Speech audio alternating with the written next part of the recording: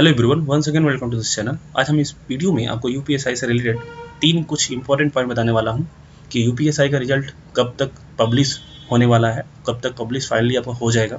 दूसरा, कितने raw marks अगर आपके आ रहे हैं तो आपको रनिंग या पीएचडी के लिए तैयारी डेफिनेटली करना चाहिए, और क्यों अभी बहुत सारे जो टीचर्स हैं ऑनलाइन वो उनके कट ऑफ वो उन्होंने हाई प्रेडिक्ट किया था, अब वो उनके कट ऑफ लो क्यों बता रहे हैं कि वो किस वजह से उन्हें कट ऑफ डाउन हो रहे हैं और वो 100 से 105 105% तक जा रहे हैं। क्यों ये उनके कट ऑफ पहले उन्होंने प्रेडिक्ट किया था, हाई कट ऑफ बताया था एस्पायरेंट सभी एस्पायरेंट को, अब उनके लो कट ऑफ क्यों किस वजह से बता रहे हैं। क्योंकि मैंने अभी तक इस चैनल पर कट ऑफ से रिलेटेड जो मैंने अभी तक बताया है उसमें कोई बदलाव नहीं है। मैंने वही हमेशा से आपसे कहते आया हूँ, इतने ही कट ऑफ रहने वाली है।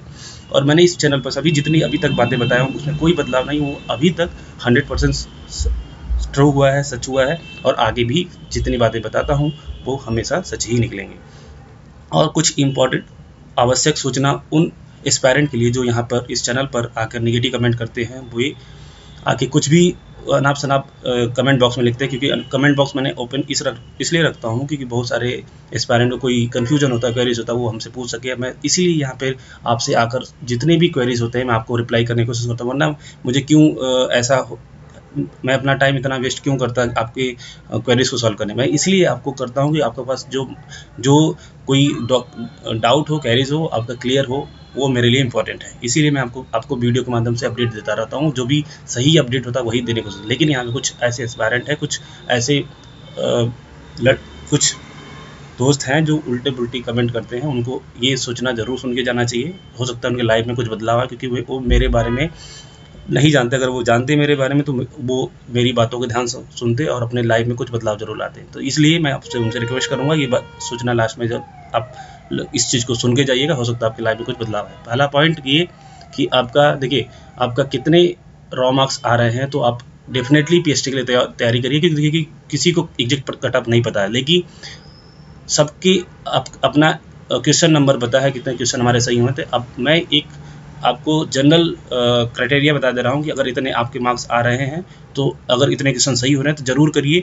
आपको ये नहीं सोचना है कि आपका पेपर ईजी है या हार्ड है, क्योंकि ये डिसाइड केवल आयोग करेगी। आयोग जिस शिफ्ट को हार्ड मानेगी वही आपको मानना पड़ेगा। इसलिए आपको न किसी रैंक आएगी या किसी के साथ, बस आपको लगता है हार्ड है तो आप उसको हार्ड समझिए। और इसी तरह आप जनरल के हैं, अगर आपके नंबर ऑफ क्वेश्चन जो राइट है अगर वे आपके 100 से लेकर 110 के बीच में राइट हो रहे हैं तो आप डेफिनेटली इसके रेंज में है तो आप पीएचडी की तैयारी करिए। अगर ओबीसी है, ओबीसी के लिए मैंने बताया था 90 से 95 के रेंज में है तो आप डेफिनेटली करिए। ये आफ्टर हम आपको बता रहे हैं कि नॉर्मलाइजेशन, अगर आप नॉर्मलाइज करेंगे, अगर आपको नॉर्मलाइजेशन करना है तो अगर हार्ड शिफ्ट मानते हैं तो उसमें प्लस माइनस आप 5 क्वेश्चंस कर सकते हैं। ठीक है, इतना वेरिएशन आएगा आपके नॉर्मलाइजेशन में। तो ये अब जो मैं क्वेश्चन बता रहा हूँ, आपके जितने रॉ मार्क्स आ रहे हैं उसमें नॉर्मलाइज करके एडअप करके बता रहा हूँ। अगर आपको एग्जैक्ट देखना है तो उसमें 100 में से या 110 में से 5 माइनस कर लीजिए, 105 पे जाएगा। ठीक है, तो ये आफ्टर नॉर्मलाइजेशन बता रहा हूँ कि प्लस माइनस अगर आपको लगता है ईजी है तो -5 कर लीजिए, हार्ड लग रहा है तो +5 क्वेश्चन कर लीजिए। ठीक है, इसी तरह आपका जो एससी के लिए मैंने बताया था, एससी के लिए 85 क्वेश्चंस एग्जैक्ट पकड़ के चलिए, और एसटी के लिए 80 क्वेश्चंस आपके राइट हो रहे हैं। अगर आपके रॉ मार्क्स 75 आ रहे होंगे, अगर हार्ड शिफ्ट है आपका 75 आ रहा होगा तो +5 करेंगे तो 80 पहुंच जाएगा, तो 80 अप्रॉक्स आपका क्वेश्चन जाएगा। और जो एक्स सर्विसमैन है वे एससी का ही कट ऑफ लेके चले, 75 टू 80 क्वेश्चंस ये आपके इतने हैं तो आप डेफिनेटली आप पीएचडी या दौड़ के लिए तैयारी करें, वरना आपको बाद में पछतावा हो सकता है। देखिए ये इसलिए मैं बता रहा हूँ कि ये आपका मिनिमम क्राइटेरिया है, क्योंकि अब इसमें इजी और हार्ड मॉडरेट सभी शिफ्ट हैं, ऊपर नीचे वेरिएशन होगा। लेकिन सपोज करिए कि आपका इसके बीच में मार्क्स है, अगर हमने बता दिया कि भाई आपका इतने मार्क्स में नहीं आ रहा, आपने तैयारी नहीं करा, लेकिन आपका लिस्ट में नाम आ जाता है, फिर उस समय आप पीएचडी की तैयारी नहीं कर पाएंगे। सपोज करो कि आपका लिस्ट में आप तैयारी कर रहे हैं, आप बाय द वे आप 1% सोच के चलो कि आपको नहीं आता है, उससे आपका कुछ नहीं जाएगा। आपका ऑलरेडी फिजिकल आपका स्ट्रांग हो, किसी और एग्जाम के लिए काम होगा। लेकिन अगर आपको मैंने बताया कितना जा रहा है, आपको इतने नंबर वाले ही तैयारी करें, अगर उसके आसपास में जो रह गया वो उसको मैंने बता दिया, वो उसका लिस्ट में आ गया तो उसका कितना नुकसान हो सकता है। तो इसलिए मैं कभी किसी के साथ नहीं ऐसा धोखा करना चाहूँगा, इसलिए मैं मिनिमम बता रहा हूँ कि अगर इतने मार्क्स में आपके रॉ मार्क्स में प्लस माइनस 5 क्वेश्चन कर रहे हैं, अगर इसमें इतने रेंज में जा रहे हैं तो डेफिनेटली तैयारी करिए, आपका लिस्ट में नाम आएगा दौड़ के लिए। अब बाद में इस चीज़ को अगर आप नहीं फॉलो करेंगे तो बाद में आपको पछताना पड़ जाएगा। इसलिए इतने क्वेश्चन अगर आप आ रहे हैं तो आप डेफिनेटली तैयारी करिए। कट ऑफ आपको मैंने बताया था कि लो ही रहने वाली, उसको उसमें वेरिएशन ज़्यादा नहीं है आपको देखने को मिलेगा। देखिए यूपीएसआई का जो रिजल्ट है अब कब तक आ जाएगा, देखिए अगर हम रिजल्ट की बात करें, रिजल्ट जो कि आंसर किया है उसके बाद रिवाइज आंसर किया आएगा, फिर आपका डीवी के लिए आएगा, उसके बाद पीएसटी होगा। अगर हम रिजल्ट को देखें तो मार्च के एंड में आपके पास रिजल्ट डेफिनेटली 100% श्योरिटी के साथ बोल रहा हूँ कि आपके पास रिजल्ट होगा, ठीक है। लेकिन पीएसटी की गारंटी नहीं है, पीएसटी 50-50 चांस जा रहा है कि पीएसटी खराब मार्च के लास्ट तक ही आपका पीएसटी हो जाएगा कि नहीं। लेकिन अप्रैल मंथ आपका 100% है। अगर मार्च में नहीं होता है तो 100% पीएसटी आपका अप्रैल में स्टार्टिंग में या मिड अप्रैल तक आपका कंप्लीट हो जाएगा। लेकिन रिजल्ट की बात करें तो आपका डीवी जो भी होगा मार्च के एंड तक आपका कंप्लीट होने के लिए, ऐसा कोई अभी आपका ऑफिशियल नोटिफिकेशन नहीं आया। लेकिन आपको ये सोच के तैयारी करना है कि आपका रिजल्ट लास्ट मार्च में आपको देखने को मिलेगा और आपका डीवी की प्रोसेस इनिशिएट कर दिया जाएगा। तो ये आपको सोच के चलना है। और ये जो बता रहा हूँ ये आपका जो कि 10 मार्च को आपका रिजल्ट फाइनल जो आपका चुनाव है वो 10 मार्च तक कंप्लीट हो रहा है। उसके बाद मैंने बोला था कि आपका 10 मार्च के बाद जो आयोग है वो एक्टिव हो जाएगी। आयोग आपका इस चीज़ पर काम करना शुरू कर दी, क्योंकि आयोग इसमें बिजी थी, चुनाव में का प्रोसेस चल रहा था इसलिए बिजी था। तो 7 मार्च को आपका लास्ट चरण का इलेक्शन है, उसके बाद आयोग एक्टिव हो जाएगी। उसका आयोग कोई काम इसमें अब नहीं बचेगा। आयोग अपना रिजल्ट के बारे में, यूपीएसआई के रिजल्ट के बारे में सोचना शुरू कर देगी। इसलिए मैं आपको बता रहा था कि रिजल्ट आपका जो होगा मार्च के, चाहे 15 मार्च के बाद आए, चाहे 30 मार्च के पहले आ जाए, इसी के बीच में रहेगा। आपको रनिंग अभी से, अगर आप रनिंग नहीं कर रहे तो आपको रनिंग को अभी थोड़ा थोड़ा करके शुरू कर देना चाहिए, क्योंकि टाइम लगेगा आपको। अगर आपकी रनिंग में प्रॉब्लम होगी तो आपकी रनिंग तैयार नहीं होगी तो, ठीक है। अब नेक्स्ट चलते हैं। देखिए क्यों सभी टीचर्स जो थे कट ऑफ उनके, जिन्होंने हाई कट ऑफ प्रेडिक्ट किया था कि 125 क्वेश्चन के नीचे नहीं जाएगा, वो क्यों ये बताया। अब उनके बहुत सारे अभी टीचर अपडेट भी करेंगे बाद में, कुछ टीचर अपने अपडेट कर दिया है कि वो अब लो कट ऑफ बता रहे हैं, चूँकि जो ये नोटिस वायरल हो रहा था 20K का, इसी के चूँकि उनको कोई डेटा पता नहीं था, ना उन्होंने एग्ज़ाम दिया है और नहीं उन्होंने पेपर देखा, इसलिए वो 20K के अप्रॉक्स उन्होंने कट ऑफ प्रेडिक्ट किया, क्योंकि उसी समय एनटीपीसी का भी रिजल्ट आया था और एग्जाम का रिजल्ट आया था, चूँकि हाई कट ऑफ इसमें गया था। तो यही सोचिए उन्होंने हाई कट ऑफ इसका भी प्रेडिक्ट किया था, जो कि गलत था। मैंने शुरू से इसको गलत बताते आया हूँ। अभी भी आप मेरे वीडियो पे वो सब सारे वीडियोस देख सकते, अभी इस चैनल पर सभी वीडियो देख सकते हैं। मैंने इस चीज़ का खंडन किया है, हमेशा इसको गलत बताया है, वो आगे भी सही होगा, ठीक है।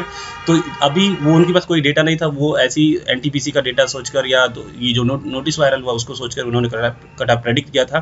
फाइनली मैंने आपको बताया है कि 2 टाइम्स आपका नहीं लिया जाएगा, कम से कम 4 से 5 गुना आपको डीवी के लिए बुलाया जाएगा, पीएसटी के लिए बुलाया जाएगा। इसलिए जो कट ऑफ होगा वो हमेशा 100 क्वेश्चन के आसपास ही रहेगा, पिछली की तरह। पिछली बार जितना है उसके आसपास ही, चाहे उस प्लस माइनस 5 क्वेश्चन हो या प्लस माइनस 5 मार्क्स हो या उससे नीचे जाए, ठीक है। तो उसमें कोई चेंजिंग नहीं। जो मैंने अभी तक अपने चैनल पर जो सारी बातें बताई हैं उसमें मैंने कोई अभी तक वेरिएशन नहीं लाया। अगर आप जो भी मेरी पिछली वीडियो देखेंगे, जो मैंने अभी तक बताया है, जो बातें बताई है वो 100% सही हुई हैं, वो कभी गलत नहीं हुई हैं। आगे जो मैं आपको बताता हूँ वो हमेशा 100% सही होंगी।